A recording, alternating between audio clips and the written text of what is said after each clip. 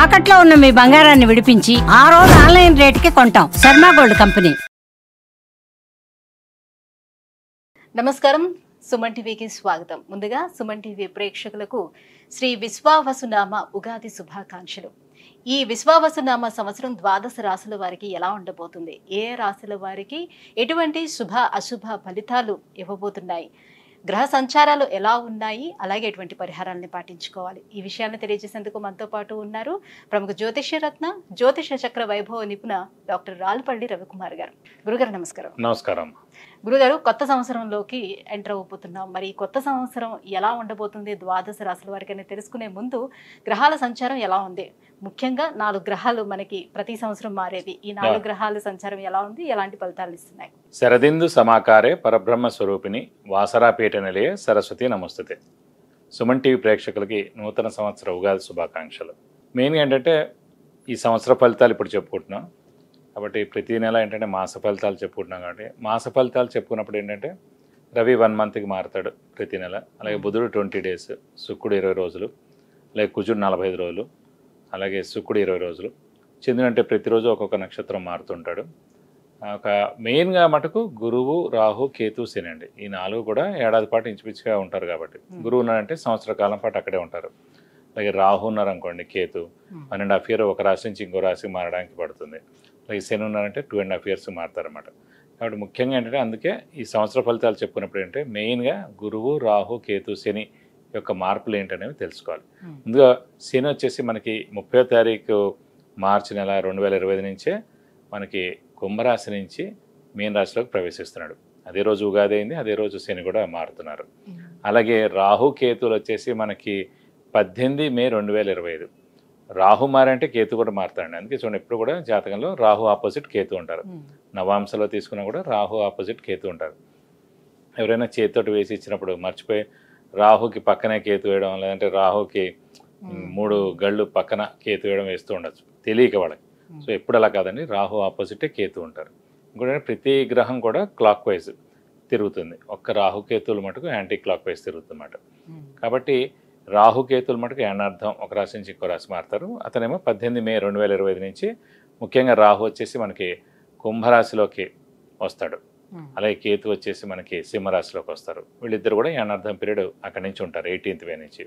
Next వచ్చేసి మన గురువు, ముఖ్యంగా ఏంటంటే గురువే ఇంపార్టెంట్. అందరూ అనుకుంటారు గురువు మార్పు మళ్ళీ వస్తుంది. గురువు ఏ రోజైతే మారుతాడో ఆ రోజే పుష్కరాలు స్టార్ట్ అవుతాయండి. ఇదే రూల్ అనమాట.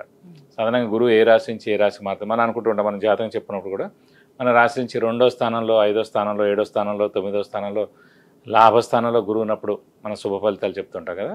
సో అందరూ అనుకుంటుంటారు అబ్బాయి ఎప్పుడు మన రాశి నుంచి 2nd హౌస్ వస్తుంది, ఎప్పుడు మన రాశి నుంచి 5th, 7th, 9th, 11th వస్తుంది.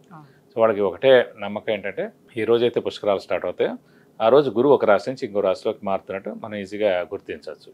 ఇంకోటి అంటే ముఖ్యంగా చాలామందికి అంటే ఇప్పుడు కొంతమందికి వివాహం కాని వారు ఉంటారు, సంతానం లేని వారు ఉంటారు, ఉన్నత చదువు గురించి వెళ్ళిన వాళ్ళు ఉంటారు, అలాగే ఫారెన్ విజిట్స్ కానీ, ట్రావెల్స్ కానీ, అంటే అసైన్మెంట్స్ కానీ గురించి వెళ్తారు, కొత్త జాబ్ గురించి, ప్రమోషన్స్ గురించి, అలాగే సంతానం, గృహం, వాహనం ఇవన్నీ కూడా మనం చెప్పుకోవాలంటే కనుక గురువు యొక్క మార్పుతోటే చెప్పాలన్నమాట.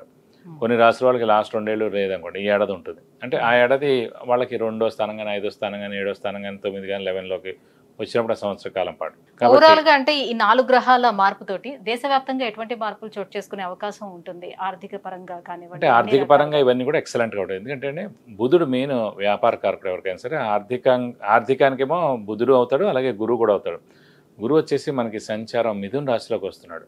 మిథున రాశి అధిపతి బుధుడు అండి. సో ఎప్పుడైతే మిథున రాశి అధిపతి బుధుడిని ఈ గురువు కలుస్తాడో, అంటే ఆ మిథున రాశిలోకి వచ్చి సంవత్సర కాలం పాటు ఉంటాడో, సో వ్యాపార అభివృద్ధి ఉంటుంది, దేశాభివృద్ధి ఉంటుంది, అన్ని విధాలు కూడా చాలా బాగుంటుంది. ప్లస్ చాలామంది అంటే ఇంకా వ్యాపారం విపరీతంగా పెరుగుతుంది, ఎక్స్పోర్ట్ కానివ్వండి ఇవన్నీ కూడా విపరీతంగా పెరుగుతాయి అన్నమాట. వాతావరణ పరిస్థితుల్లో ఎటువంటి మార్పులు? వాతావరణం కూడా చాలా బాగుంటుందండి. ఎందుకంటే శని కూడా మనకి గురువు స్థానం అయిన మీన రాశిలోకి వస్తున్నాడు.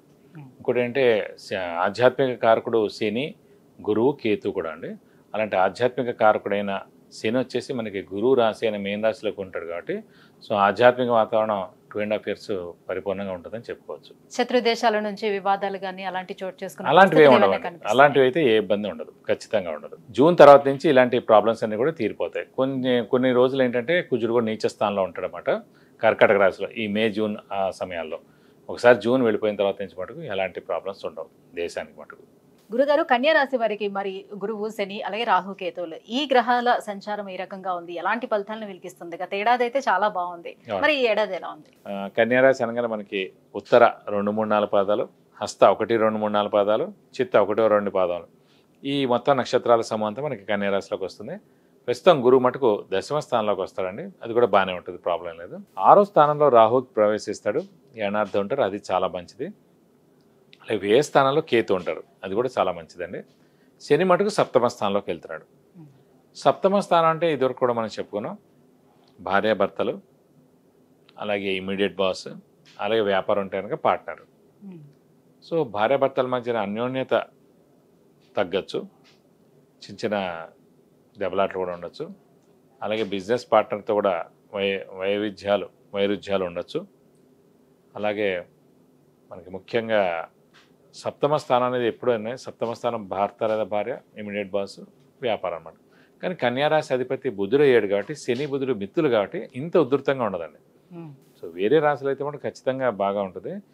ఈ మిత్రుడు అయ్యాడు కాబట్టి 50% ఉంటాయి. కాబట్టి మనకు జాగ్రత్తగా మనం ఉంటే కనుక ఇలాంటి ఇబ్బందులు అయితే ఏమి ఉండవండి. అలాగే గురువు మటుకు 10వ స్థానంలో చాలా బాగున్నాడు కాబట్టి నిరుద్యోగులు ఉద్యోగం రావడం, ఉద్యోగస్తులకి promotions, name and fame, boss నుంచి మన్నన, అలాగే మనకి ఫారెన్ టూర్ విజిట్స్, అసైన్మెంట్స్ ఇవన్నీ కూడా ఉండడం.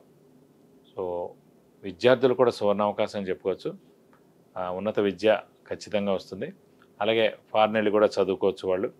సో ఖచ్చితంగా ఉంది. అలాగే వ్యాపారస్తులకి, క్రీడాకారులకి, అలాగే రాజకీయ నాయకులకి, పత్రికా రంగం, యూట్యూబ్ రంగం, మీడియా రంగం, సినిమా రంగం, వీరందరూ కూడా చాలా బాగుంటుందని చెప్పుకోవాలి. మీరు గురు అత్యద్భుతంగా ఉన్నాడు కాబట్టి ముఖ్యంగా. అలాగే రాహుకేతుల బలం కూడా పరిపూర్ణంగా చాలా బాగుంది కాబట్టి ప్రస్తుతం మనకి శుక్రుడు కూడా ఉచ్చలో ఉన్నాడు మే నెల అంతా కూడా. కాబట్టి ఖచ్చితంగా అత్యద్భుతంగా ఉంటుందని చెప్పుకోవాలి ఈ సంవత్సరం అంతా కూడా. అయితే మరి వివాహ ప్రయత్నాలు ఫలించే అవకాశం ఎంతవరకు ఉంటుంది? తప్పకుండా అండి, వివాహ ప్రయత్నాలు తప్పకుండా చేస్తే మంచిది. అవివాహితులు ఎవరైతే ఉన్నారో వాళ్ళందరూ కూడా వివాహానికి అవకాశాలు ఎక్కువగా ఉన్నాయి. ఎందుకంటే గురువు ప్రస్తుతం చాలా బాగున్నాడు అనమాట. 10వ స్థానంలో ఉన్నాడు కాబట్టి గురువు ఖచ్చితంగా వివాహాన్ని తప్పకుండా చేస్తాడని చెప్పుకోవాలి. మరి ఉద్యోగస్తులకి ఎలా ఉంటుంది? ఉద్యోగస్తులు కూడా పట్టిందలా బంగారం అని చెప్పుకోవచ్చు. ఎందుకంటే 10వ స్థానమే ఉద్యోగ స్థానం ఎవరికైనా సరే. అలాంటి స్థానంలో చతుర్థ సప్తమాధిపతి అయిన గురువు 10వ స్థానంలో చాలా బాగున్నాడు కాబట్టి ఖచ్చితంగా నిరుద్యోగులు ఉద్యోగం రావడం, ఉద్యోగస్తులకి ప్రమోషన్స్, నేమ్ అండ్ ఫేమ్ రావడం, అలాగే మంచి ఇంక్రిమెంట్ కానీ, శాలరీ హైక్ కానీ, ప్రమోషన్స్ కానీ ఇవన్నీ కూడా వచ్చేందుకు అవకాశాలు ఎక్కువగా ఉన్నాయి. గృహ నిర్మాణాలు ఎవరైనా చేపట్టే వాళ్ళు ఉంటే వాళ్ళు ఫలించే గృహ అవకాశం నిర్మాణం ఉంటుంది? మిశ్రమం అండి. ఎందుకంటే మామూలుగా లాస్ట్ ఇయరే అయిపోయింది వీళ్ళకి, కన్యారాశి వారికి భాగ్యస్థానంలో అప్పుడు గురువు ఉన్నాడు కాబట్టి. ఈ ఏడాది మిశ్రమంగా ఉందన్నమాట. బాగా కష్టపడితే ఏదైనా కొనవచ్చు, అదే కనుక చాలా తక్కువగానే ఉందని చెప్పుకోవచ్చు ఈ ఇల్లు కొనడం అలాంటివన్నీ కూడా. ఇక ఆరోగ్య పరిస్థితులు చూసుకుంటే ఎట్లా ఉంది? ఆరోగ్యరీత్యా మటుకు బాగానే ఉందని, ఏం ప్రాబ్లం లేదు. ఇంకోటి అంటే మనకి మెయిన్ రాహుకేతులు కూడా మనకి 18 మే నుంచి మారిపోతారు. ఇందాక చెప్పుకున్నాం సింహరాశి వారికి ఈ గ్రహణ సమయాన్ని. అలాంటి గ్రహణ సమయం గత ఏడాది నుంచి కన్యారాశి వారికి ఉందన్నమాట. సో అది తొలగిపోతుంది అన్నమాట మనకి. ఇప్పుడు 18 మే వస్తే కనుక అన్ని విధాలా బాగుంటుంది. మరి ఇంకా ఎటువంటి పరిహారాలు పాటించుకోవాలి? శని 7వ స్థానంలో ఉన్నాడు కాబట్టి. ప్రస్తుతం 7వ శని ఉన్నాడు కాబట్టి వీరు కూడా సేమ్ అండి. ప్రతి శనివారం ఉపవాసం ఉండడం, ఆంజనేయ స్వామి, వెంకటేశ్వర స్వామిని ఎక్కువగా ఆరాధించడం, ప్రతి శనివారం ఉపవాసం ఉన్న రోజున వీలైతే కనుక ఆంజనేయ స్వామి టెంపుల్కి వెళ్ళి 40 ప్రదక్షిణాలు చేయడం, అలాగే వడమాల సమర్పించడం, సింధూరు పూజ, ఆకు పూజ, తమలపాకుల పూజ ఇవన్నీ చేయించడం, అలాగే వెంకటేశ్వర స్వామి గుడికి వెళ్ళి బుధవారం లేదంటే శనివారం 40 ప్రదక్షిణాలు చేస్తే కూడా మీకు అన్ని విధాలు మంచి చేకూరుతుంది. విద్య, ఉద్యోగం, వివాహం, విదేశీయానం, ఆరోగ్యం, అలాగే ఐశ్వర్యం వీటన్నిటి గురించి తెలుసుకోవాలంటే కింద స్క్రోల్ అవుతున్నటువంటి నెంబర్లకి కాల్ చేసి గురువుగారు అపాయింట్మెంట్ పొందవచ్చు. గురుగారు, కన్యా రాశి వారికి ఈ సంవత్సరం ఎలా ఉండబోతుంది, ఎలాంటి పరిహారాలని పాటించుకోవాలి, ఈ అంశాలన్నీ కూడా తెలియజేసినందుకు ధన్యవాదాలు. నమస్కారం.